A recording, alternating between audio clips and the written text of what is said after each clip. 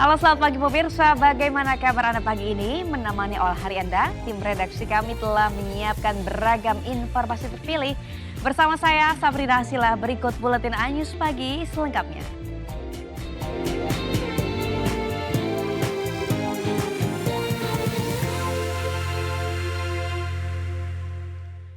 Pemirsa, 7 orang terluka akibat ledakan di sebuah rumah spa atau panti pijat di kawasan Bulungan, Kebayoran Baru, Jakarta Selatan. Dari hasil penyelidikan sementara, ledakan terjadi diduga disebabkan dari kebocoran tabung gas berukuran besar pada alat pemanas air.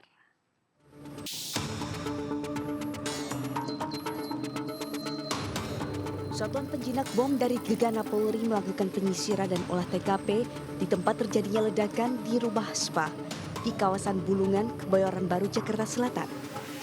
Dari hasil penyelidikan sementara, ledakan pada rumah spa tersebut disebabkan dari ledakan tabung gas berukuran besar dari alat pemanas.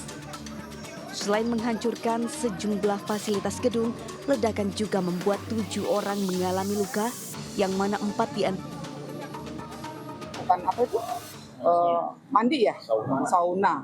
Nah itu ada percikan api. Kemudian setelah percikan api itu rencana mau disemprotkan oleh apar. Setelah disemprotkan oleh apar, gas itu malah meledak dan mengenai korban yang ada di sekitar situ. Untuk memadamkan api, Damkar Jakarta Selatan mengerahkan 17 unit mobil dan 52 personilnya ke lokasi kejadian. Kebakarnya gede di belakang. Ada yang kebakar. Sebelumnya ledakan terjadi di sebuah gedung yang dijadikan tempat spa dan panti pijat di kawasan Bulungan, Kramat Pela, Kebayoran Baru, Jakarta Selatan, Selasa sore. Ledakan diduga berasal dari tabung gas hingga membuat beberapa pegawai terluka. Saat hendak menyelamatkan diri, para pegawai spa bahkan terpaksa memecahkan kaca gedung. Saya nggak tahu, saya posisinya ada di dalam, itu ledakan itu juga tahu-tahu meledak aja, saya keluar orang udah pada luka-luka di bawah.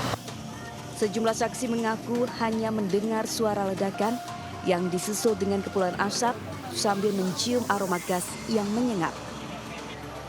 Kemudian api muncul pada lantai 1 dan 3 rumah spa tersebut. Ledakan turut berdampak pada gedung perkantoran Geraha Kutilang. Untuk saat ini aktivitas pada gedung perkantoran Geraha Kutilang dihentikan sementara. Sementara itu Polsek Petro Kebayoran Baru masih menyelidiki kejadian ini dengan memintai keterangan sejumlah saksi untuk mencari penyebab pasti kebakaran. Dari Jakarta, tim liputan iNews melaporkan. 2 orang wisatawan asing asal Korea Selatan dan Prancis tewas saat berlibur di objek wisata Monkey Forest Ubud, Gianyar, Bali. Keduanya tertimpa pohon yang tiba-tiba tumbang di tengah jalur wisatawan.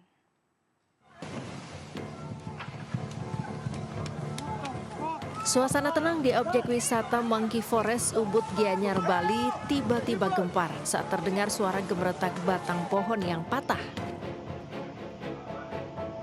Sejumlah wisatawan yang berada di jalur pejalan kaki sontak panik dan berusaha menghindar. Namun naas, pohon tiba-tiba telah menimpa mereka.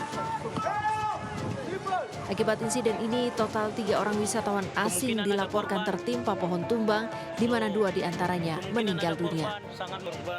Keduanya adalah Fanny Justin Christine, wisatawan asal Prancis, dan Kim Hyun, wisatawan asal Korea Selatan. Sementara 1 korban lagi, yakni seorang WNA perempuan asal Korea Selatan dalam kondisi luka-luka. Selanjutnya seluruh korban, baik yang luka maupun meninggal dunia, langsung dievakuasi ke Rumah Sakit Kenak Medika Ubud. Kami dari awal bersama dengan manajemen Monkey Forest dan tentunya BPBD Kabupaten Gianyar telah berkolaborasi untuk evakuasi dan pembersihan area pohon yang tumbang. Selanjutnya kami memerintahkan penyidik untuk melakukan penyelidikan terkait peristiwa ini karena ada korban jiwa. Selain melakukan penyelidikan penyebab tumbangnya pohon, petugas kepolisian dari Polsek Ubud juga berkoordinasi dengan Konsulat Korea Selatan dan Prancis untuk korban yang meninggal dunia. Dari Gianyar, Bali, Ketut Catur Kusuma Ningrat, iNews melaporkan. 7 siswa sekolah menengah pertama dilarikan ke rumah sakit setelah atap bangunan kelas mereka yang baru saja direnovasi tiba-tiba ambruk saat proses ujian remedial berlangsung. Para korban rata-rata menderita luka memar akibat tertimpa puing bangunan.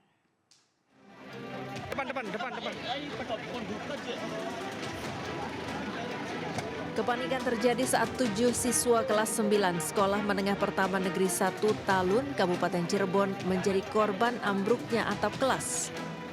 Selain tertimpa genting, plafon, dan puing tembok, korban yang sedang menjalani ujian remedial juga sempat terjebak di antara puing bangunan yang menimpanya. Beruntung, guru dan teman-temannya segera membantu. Selanjutnya, para korban yang rata-rata menderita luka memar ini langsung dilarikan ke rumah sakit. Menurut pihak sekolah, peristiwa ambruknya bangunan tersebut terjadi di ruang kelas 9 dan ruang laboratorium komputer. Peristiwa tersebut berlangsung sangat cepat setelah adanya gemuruh yang disusul dengan runtuhnya bagian atap.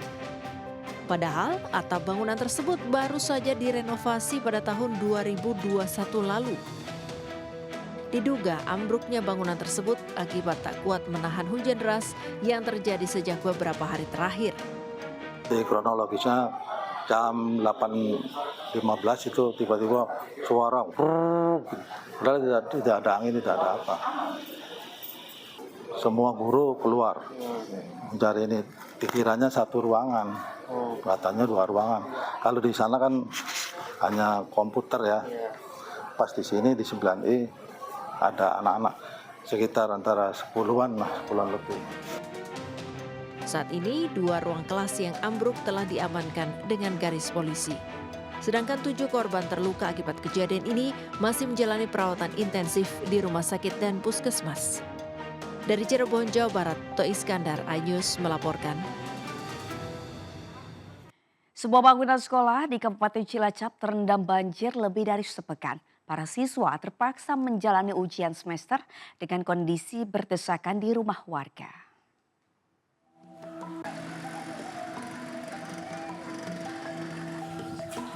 Sudah lebih dari sepekan, Sekolah Madrasah Ibtidaiyah Ma'arif 02 di Desa Bojong, Kecamatan Kawung Nganten, Cilacap, Jawa Tengah terendam banjir. Seluruh ruang kelas berubah menjadi seperti kolam dengan ketinggian air 50 cm. Meski sempat surut, genangan banjir kembali naik setelah hujan deras mengguyur. Kegiatan belajar mengajar pun dipindahkan sementara ke rumah warga. 1 ruang sempit terpaksa digunakan oleh 40 siswa kelas 4 hingga kelas 6. Siswa yang sedang menjalani ujian semester harus mengerjakan soal sambil duduk di lantai karena tak ada bangku dan meja. Karena sekolahnya terendam banjir, kemarin pindah ke masjid, masjidnya juga terendam banjir, sekarang pindah ke rumah warga. Gimana kondisinya di rumah warga ini belajarnya? Susah, nggak ada kursi, nggak ada meja. 100% sekolahan tidak bisa digunakan untuk kegiatan belajar mengajar. Bahkan kantor yang cukup tinggi pun mulai tergenang mulai kemarin. Sekolah ini sudah sering dilanda banjir saat musim hujan. Pihak sekolah berharap ada solusi dari dinas terkait agar sekolah terbebas dari bencana banjir. Dari Cilacap, Jawa Tengah, Heri Susanto, iNews melaporkan. Akibat remblong, sebuah minibus di Banjarnegara, Jawa Tengah terjun ke jurang sedalam 7 meter. Minibus masuk jurang perkebunan salak yang penuh duri. Beruntung pengemudi mobil selamat.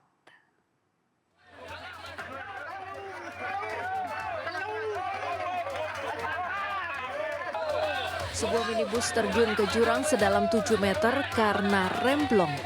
Naas, kendaraan ini terjun ke jurang yang merupakan perkebunan salak yang penuh duri. Kejadian berawal saat korban melewati turunan di Desa Metawana. Saat akan mengerem, tiba-tiba remblong dan mobil tak bisa dikendalikan hingga akhirnya masuk jurang. Proses evakuasi kendaraan sempat terkendala medan terjal dan berbahaya serta penuh duri. Perlu saya sampaikan bahwa driver selamat ini dari Dinas Pendidikan Kabupaten Banjarnegara. Untuk saat ini mobil sudah berhasil kita evakuasi Sopir berhasil dievakuasi dan hanya menderita luka ringan, sementara kendaraan rusak parah.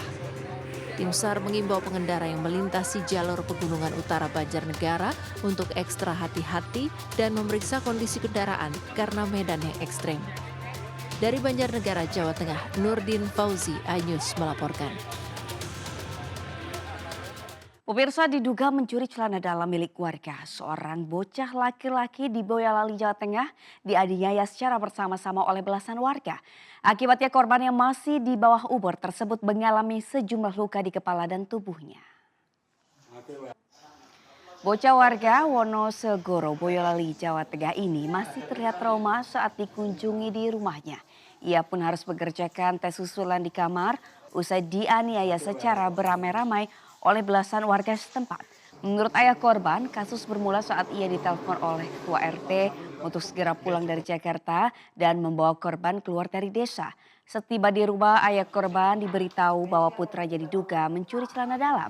Kemudian ia dan putranya diminta ke rumah salah satu tokoh masyarakat dengan tujuan untuk meminta maaf sekaligus berpamitan akan membawa putranya ke Jakarta. Namun sesampainya di lokasi, ia dan putranya justru dianiaya oleh belasan warga termasuk ketua RT. Dari hasil pemeriksaan medis, korban mengalami sejumlah luka di bagian kepala hingga kuku jari kaki terlepas. Terkait kasus ini, ayah korban pun telah melaporkan kasusnya ke Mapolres Boyolali.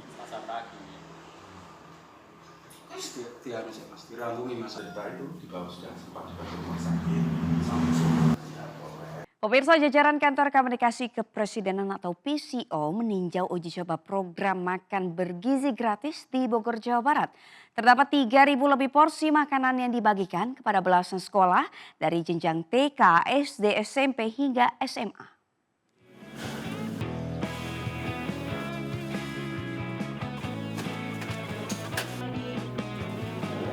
Kantor Komunikasi Kepresidenan atau PCO meninjau langsung persiapan pelaksanaan uji coba program makan bergizi gratis di Bogor, Jawa Barat. Peninjauan diawali dengan melihat proses produksi makanan bergizi di Satuan Pelayanan Pemenuhan Gizi di Tanah Sareal, Bogor, Jawa Barat. Dalam kegiatan peninjauan ini ada 3.018 porsi makanan yang disiapkan untuk jenjang TK, SD, dan SMP hingga SMA. Adapun peninjauan dilakukan untuk memastikan komponen utama makan bergizi gratis ini terpenuhi.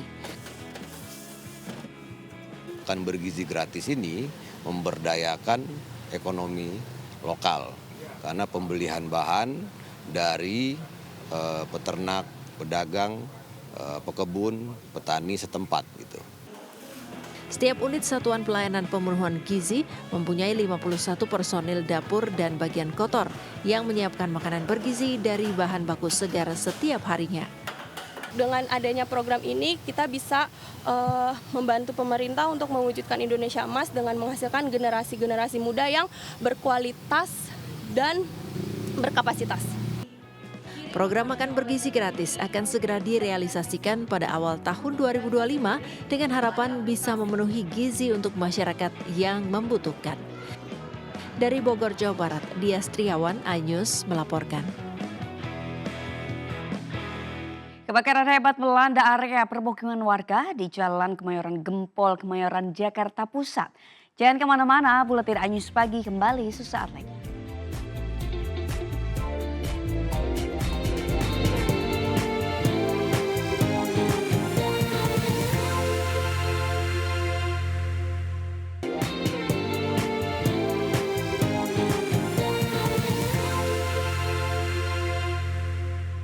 Pemirsa, kebakaran hebat melanda area permukiman warga di Jalan Kemayoran Gempol, Kemayoran, Jakarta Pusat. Meski tidak ada korban jiwa maupun luka, polisi juga memastikan amukan si jago merah telah meluluh lantakan sedikitnya ratusan rumah di 4 RT.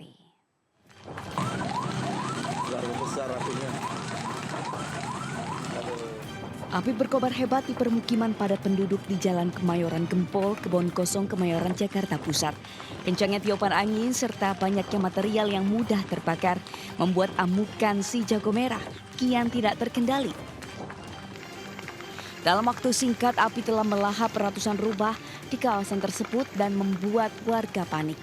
Sejumlah warga terlihat berupaya menyelamatkan harta benda agar tidak dilahap si jago merah, sementara sejumlah warga lain hanya bisa pasrah dan menangisi rumah mereka yang telah terbakar.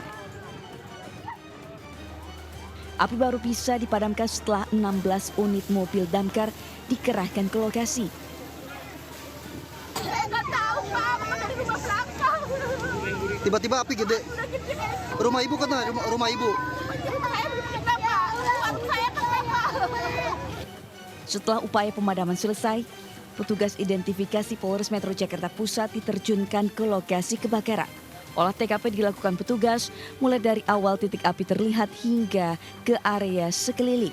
Dari hasil olah TKP, kebakaran diduga terjadi akibat kebocoran gas LPG. Rumah itu dari RW 5 ini 4 RT, jadi sekitar 100-an rumah. Sementara ini masih dalam penyelidikan asal api. Saat ini semua korban kebakaran telah ditampung sementara di gedung Sekolah Dasar Negeri 9 yang tidak jauh dari lokasi kejadian. Dari Jakarta Pusat, Raniston Sanjaya, iNews melaporkan. Warga yang menjadi korban terpaksa mengungsi ke halaman masjid serta sekolahan untuk berteduh sampai hunian mereka diperbaiki. Dan untuk mengetahui kondisi warga di lokasi pengungsian, berikut kita simak laporan Hamzah Hasibuan.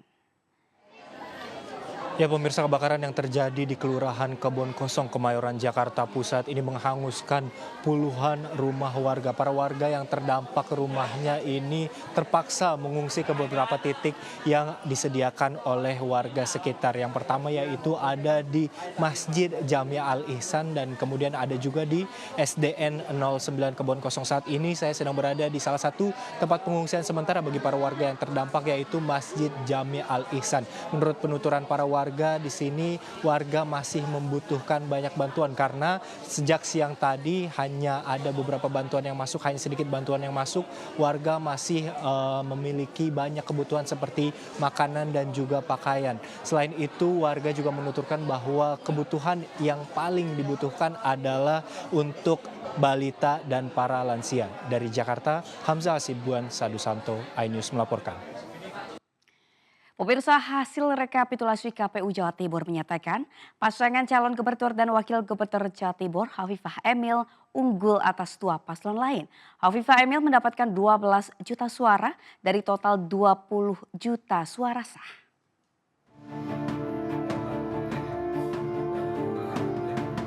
Setelah rapat pleno rekapitulasi perolehan suara Pilgub Jawa Timur 2024 di 38 kabupaten kota di Jawa Timur, Senin malam 9 Desember 2024, KPU Jawa Timur menetapkan hasil pemilihan gubernur dan wakil gubernur Jawa Timur 2024. Pasangan calon gubernur dan wakil gubernur Jawa Timur nomor urut 2, Hovifah Indar Parawansa dan Emil Elestianto Dardak, unggul atas lawan-lawannya dengan perolehan suara 12.192.165 suara. Pasangan calon nomor urut 2 atas nama Hovifah Indar Parawansa dan Emil Elestianto Dardak dengan perolehan suara sah sebanyak 12.192.165. Setelah penetapan hasil Pilgub Jawa Timur 2024, KPU Jawa Timur membuka ruang selama 3 hari kepada paslon yang ingin mengajukan gugatan sengketa pilkada kepada Mahkamah Konstitusi. Dari Surabaya, Jawa Timur, Hari Tambayong, iNews melaporkan. Pemirsa, pemilihan Ketua Umum PMI periode 2024-2029 menimbulkan kisruh di internal organisasi kemanusiaan itu. Wakil Presiden ke-10 dan 12 Yusuf Kala dengan politisi senior Golkar berebut kursi ketum PMI. JK menilai tindakan Agung merebut kursi ketum adalah ilegal dan telah melaporkannya ke polisi. Sementara itu Agung mengklaim dirinya telah mengantongi dukungan mayoritas pengurus PMI se-Indonesia untuk menjadi ketua PMI.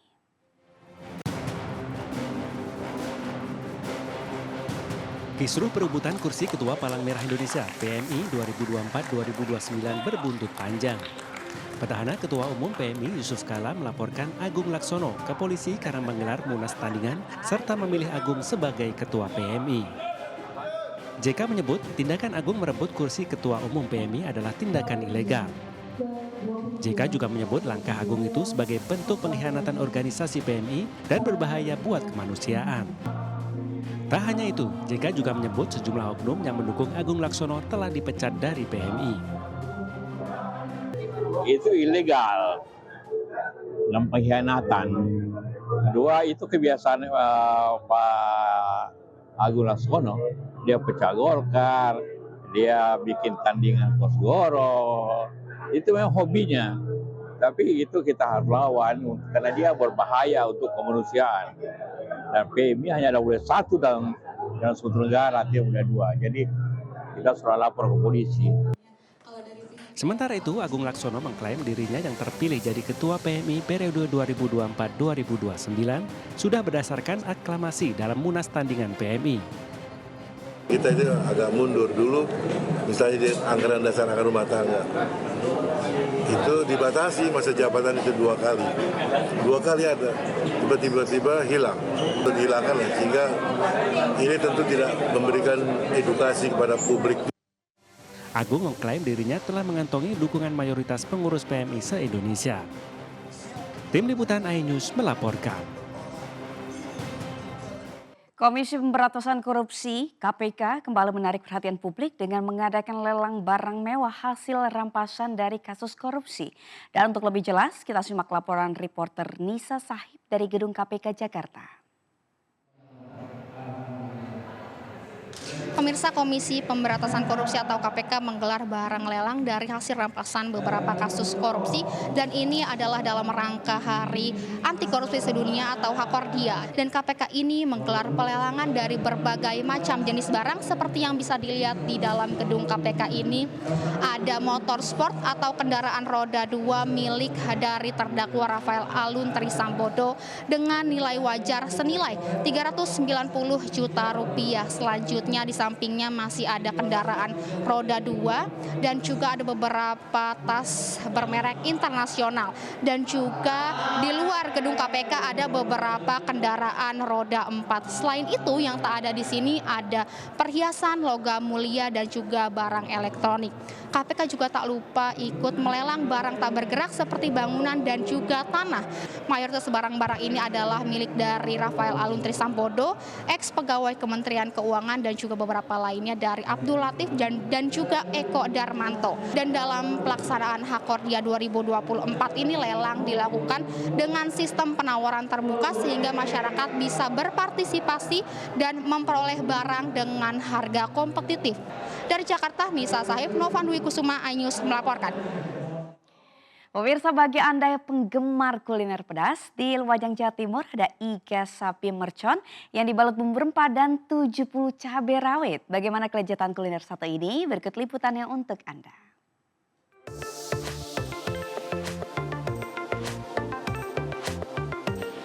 Bukan sekedar pedas, tapi pedas banget. Ya, inilah kuliner iga oseng mercon. Menu kuliner iga oseng mercon ini merupakan menu andalan sebuah warung makan di Jalan Kiai Ilyas, Kelurahan Tompo Kersan, Lumajang, Jawa Timur. Tak tanggung-tanggung, untuk satu porsi iga oseng mercon ini menggunakan 70 cabai rawit merah. Proses pembuatannya, pertama, daging iga sapi yang sudah direbus selama kurang lebih 1 jam, dimasak menggunakan ragam bumbu rempah dan tentu saja cabai rawit. Setelah bumbu meresap, iga oseng mercon ini pun siap disajikan dengan ditabur bawang goreng sebagai penyedap. Oseng mercon, gimana rasanya? Pedes pol, Mas. Dagingnya gimana? Teksturnya lembut, kenyal lah. Pertama-tama direbus dulu kurang lebih 1 jam hingga teksturnya empuk. Setelah itu dimasak jadi satu sama bumbu pedesnya. Untuk cabenya satu porsi butuh 70. Untuk satu porsi iga oseng mercon ini dibanderol Rp25.000 saja. Dari Lumajang, Jawa Timur, Yayan Nugroho, iNews melaporkan. Pemirsa, bila ingin mengisi liburan dengan suasana berbeda, lokasi wisata alam Pasir Langlang Panyawangan bisa menjadi pilihan. Di tempat wisata alam Pasir Langlang yang terletak di Purwakarta ini, pengunjung tidak saja menikmati panorama alam di tengah hutan pinus, tetapi juga bisa melakukan beragam kegiatan seru di alam terbuka. Seperti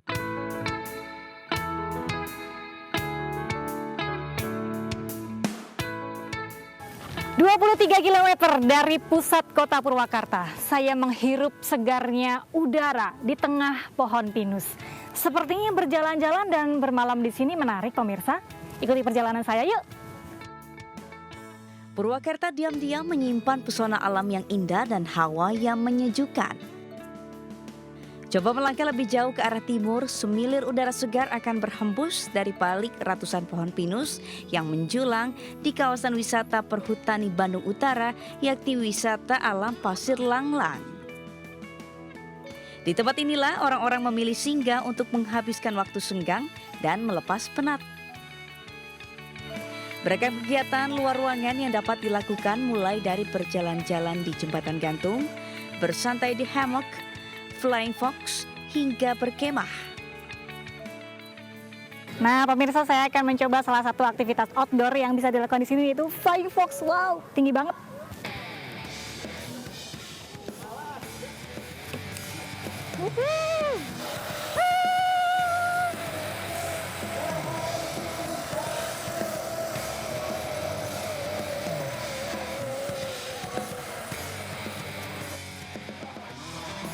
Selain flying fox, di sini juga bisa bermalam dengan berkemah. Jangan khawatir jika tidak membawa peralatan kemah, Anda tetap bisa menyewa peralatan kemah dengan biaya yang cukup terjangkau. Hanya dengan Rp250.000, semua peralatan sudah tersedia seperti meja, kursi portable, kompor dan alat masak, termasuk tenda. Namun jika Anda tidak ingin bermalam, Anda tetap dapat menikmati segarnya kawasan hutan yang terletak di Desa Pasir Muncang, Kabupaten Purwakarta hanya dengan Rp10.000 saja.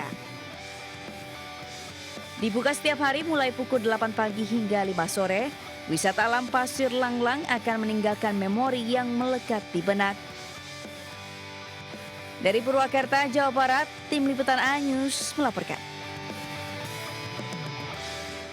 Sebuah acara lari santai digelar di salah satu mal di Jakarta Barat beberapa hari lalu. Diikuti lebih dari 3.000 peserta, acara ini berlangsung semarak karena syarat aneka hiburan seru dan promosi gaya hidup sehat.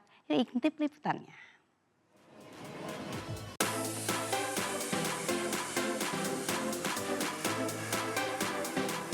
Lipo Mall bekerja sama dengan Provolient Sports dan Sanrio Indonesia sukses menggelar Hello Kitty Street Run pada Sabtu 7 Desember 2024. Acara yang menjadi pembuka rangkaian perayaan ulang tahun Hello Kitty yang ke-50 ini dihadiri lebih dari 3.000 peserta mulai dari anak-anak hingga dewasa. Antusiasme ribuan peserta ini menjadi bukti bahwa karakter Hello Kitty tetap populer. Jadi dari sini kita juga merayakan ulang tahun ke-50 Hello Kitty dengan mengadakan Hello Kitty Street Run. Karena Hello Kitty itu ya memang disukai oleh banyak orang, mulai dari anak-anak sampai dewasa. I am so surprised to see that there are so many fans out here. All the Hello Kitty that have friends from children, from children as young as 4 or 5 years old to all the teenager. Mulai 7 Desember 2024 hingga 5 Januari 2025, berbagai kegiatan lain seperti bazar, foto booth, hingga sesi meet and greet bersama Hello Kitty juga akan berlangsung di Atrium 2 Lipo Mall Puri. Dari Jakarta, Wenda Nura melaporkan. Dan pemirsa, informasi tadi sekaligus menandai akhir jumpa kita hari ini. Anda juga dapat mengakses dan memperbarui informasi yang kami tayangkan tadi melalui portal okezon.com seperti yang tertera di layar kaca. Saya Sabrina Absila pamit undur diri. Terima kasih. Selamat pagi. Sampai jumpa.